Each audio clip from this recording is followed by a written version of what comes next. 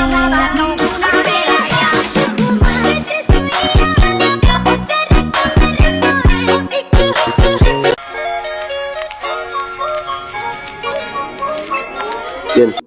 Apa?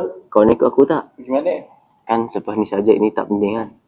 Aku rasa kita ponteng je lah. Aku tengah lapar ni. Kita pergi makan. Nak ikut tak? Sekejap lah, bagi aku masa sekejap sikit.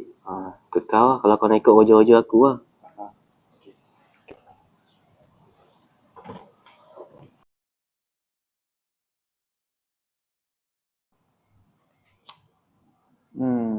Nak pergi ke tak Kalau aku pergi, aku dah melanggar peraturan.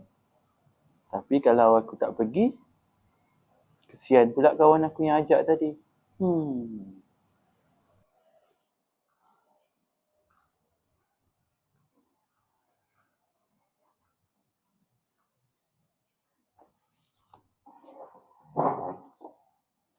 A few moments later. Asal awak tak ikut dia tadi? Lemah lah awak ni. Pergi mana? Ponteng. Lah, tak apalah. Nak belajar ni.